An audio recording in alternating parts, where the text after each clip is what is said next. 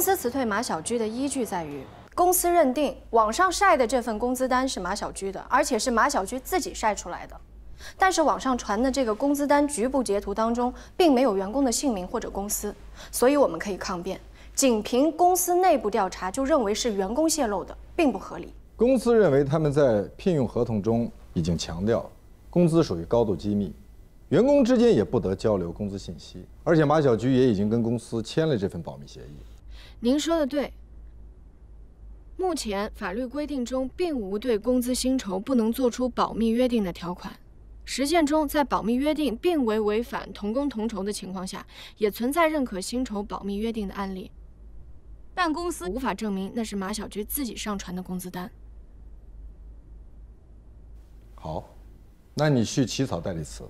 已经起草好了。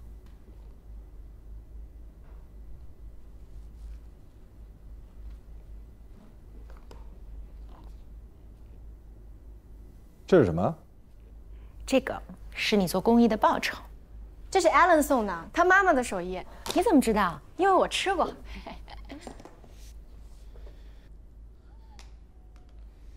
来吧，大家一起。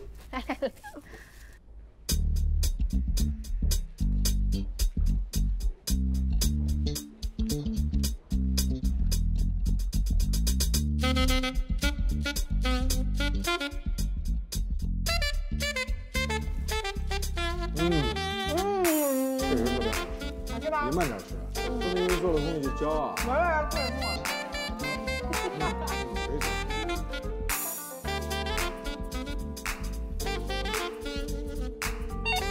喂，给我订个外卖。你想吃什么？猪蹄儿，卤猪蹄儿。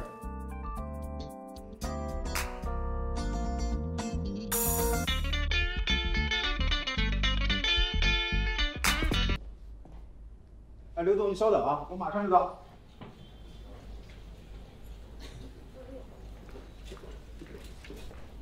从我的客户里挑一个给何塞。任小年。老大不同意。其实何塞需要的是弯腰唱征服。那您是不会弯腰啊，还是不会唱征服啊？都会，就是不能一起。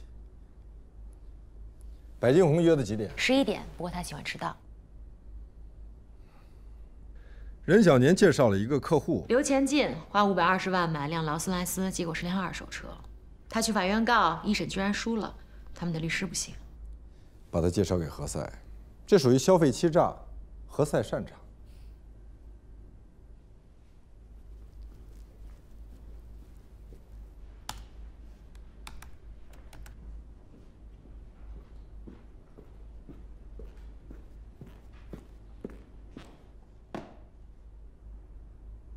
什么呀？一个礼物。送我礼物干什么？求你接一个案子。罗宾让你求我呀？你接还是不接？他干嘛不自己接呀？你觉得呢？他觉得对不起我，还是因为案子太棘手，客户太难缠呀？何塞，这里面啊可是设计师茶具，我可拿走了啊。哎，你留着吧。我可是因为你啊，不是因为他。嗯。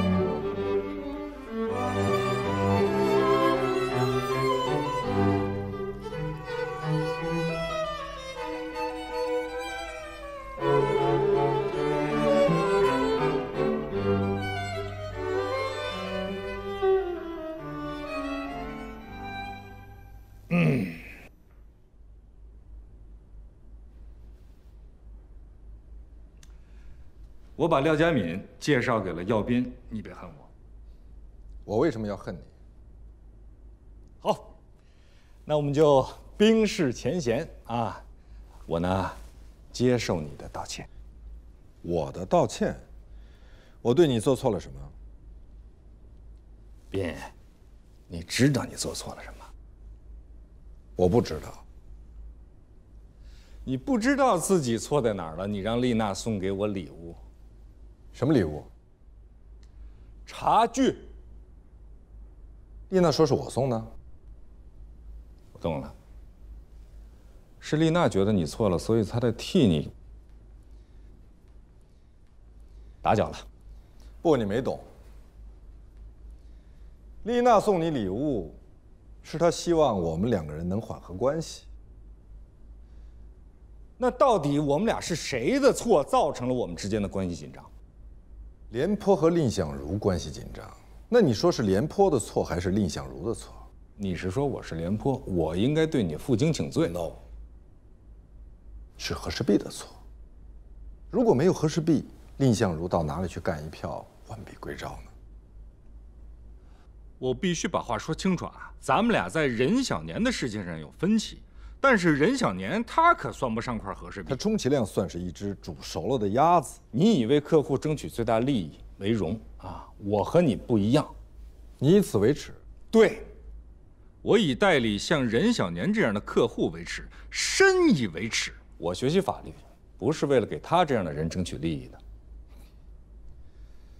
我到今天才明白我为什么会学法律，因为所有学法律的人如果都像你这样，任小年根本就请不到律师，这不公平。不用客气。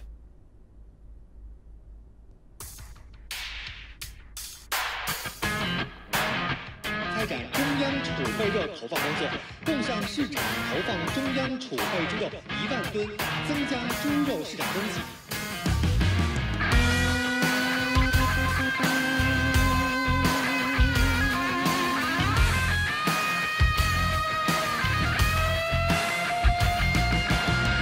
在角逐一场没有终点的梦，又能怎样？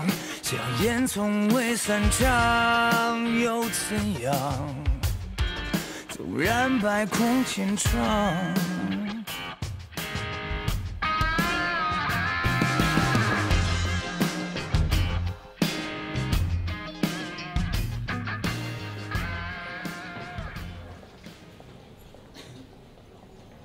廖主任，你是越长越帅了。您越来越年轻了。听说你和何塞一直在明争暗斗。麦飞说的吧？他在你们那儿实习的时候，夹在你和何塞之间，两头为难啊。可在您那儿，他可是大红人啊。被告麦琪在离职以后，通过原同事李云波陆续获取耀斌公司的设计图纸，这些设计图纸均是耀斌公司用于生产的设计图。设计图纸上的产品大小、颜色、图案，都是耀斌公司的商业秘密。技术秘密是为了解决某项技术问题，经由智力劳动获得的设计、程序、工艺方法等。此外，速征信息要构成商业秘密，不仅应处于一般的保密状态，而且获得该项信息需要有一定的难度。从 4S 店提供的电脑检测记录来看，该车的大部分设施显示已经行驶的公里数为5515公里，而部分设施显示的行驶里程为1767公里。被告麦琪利用与原同事李云波的亲密关系，窃取耀斌公司严格保密的设计图纸。原告所提交的证据是两个曾经共事的设计师之间的正常交流。汽车销售公司将一辆二手劳斯莱斯篡改里程表之后，当作新车销售给顾客。涉案设计图所示的颜色、图案大小，也不属于应受法律保护的技术秘密信息，属于销售欺诈。其任职的晋宏集团需承担连带赔偿责任。全体起立。现在宣判，涉案图片的大小尺寸属于直接观察可得的内容，图片大小尺寸本身不蕴含任何技术手段，不能够解决任何技术问题，不属于技术秘密的保护课题。综上，法院驳回耀斌公司的诉讼请求。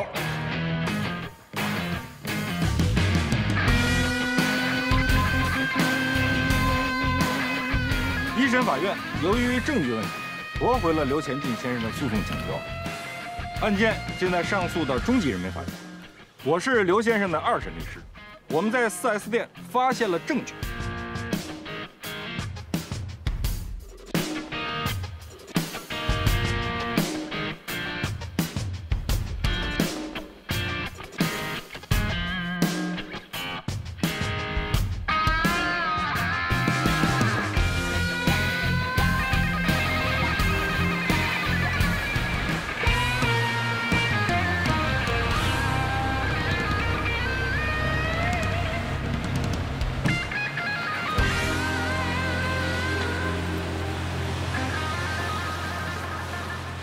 你现在马上给任小年他们公司做一个完整的裁员预案流程。裁员？裁多少？裁员名单我会发到你邮箱。公司希望他们自动离职，你负责让他们签字。他们公司没有 HR 吗 HR 也在裁员之列。那如果他们不愿意自动离职呢？你要告诉他们可能的后果。比如说呢？开除。为什么？你负责找到合理合法的开除理由。是任小年的公司出什么问题了吗？是并购。去做吧，一定要想周全，包括法律方面的流程、企业内部沟通和手续办理的流程，都要合法合规，避免引起法律纠纷。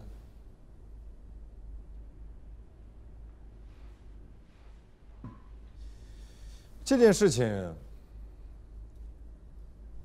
如果你不肯做，我也不肯做，任小年他们公司依然会裁员。而且很有可能因为他们的不够专业，造成灾难性后果。除了裁员名单，我还需要他们公司所有员工的名单，以及业绩、薪酬还有家庭情况。也一并发给你了。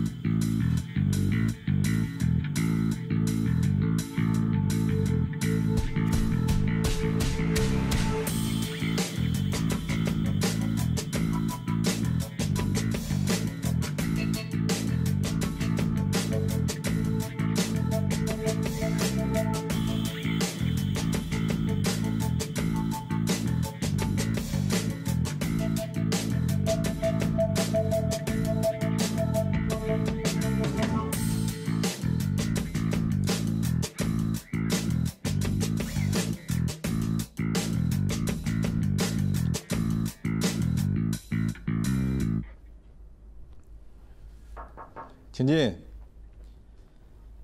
你好。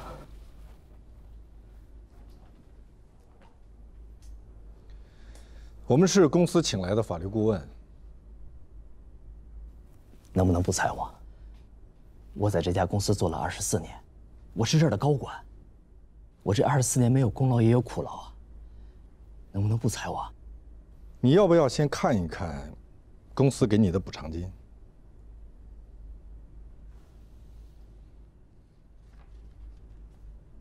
这份解除劳动关系的合同，如果你同意就签字，不同意的话，我们可以负责给你解释。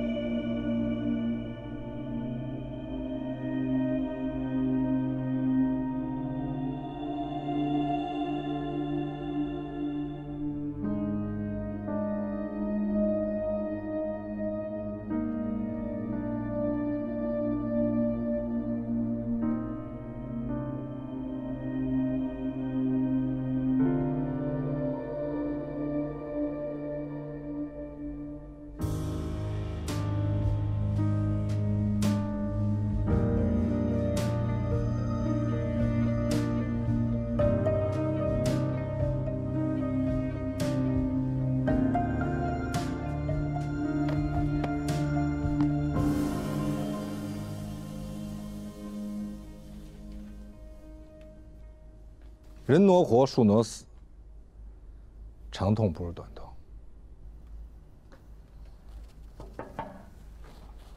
怎么样？全签完了，效率很高啊。晚上一块吃个饭吧。啊，不了，全在这儿了。好，谢谢你们，辛苦了。应该的。我还有件事情要咨询你们一下。您说。坐。如果企业员工得了重病，我说的是那种需要长期治疗、丧失工作能力的，比如说癌症。黛西，你来给任总讲一下相关的法律法规。根据劳动部关于贯彻执行《中华人民共和国劳动法》若干问题的意见第59条规定，职工患病或非因公负伤治疗期间，在规定的医疗期限内，由企业按有关规定支付其病假工资或疾病救济费。病假工资或疾病救济费可以低于当地最低工资标准支付，但不能低于最低工资标准的80%。真的吗？黛西非常专业。太好了。你们还得帮我再裁掉一个人。您是说现在吗？最好是现在。现在已经过了下班的时间了。我付给你们加班费。我是说您要裁的人已经下班了。他在医院得了癌症。吴军，你怎么知道？他知道你们公司的每一个在裁员工，姓名、年龄、性别、工龄，以及他们家的家境、性格，还有补偿条款，甚至是被裁的时候可能出现的反应。功课做得不错。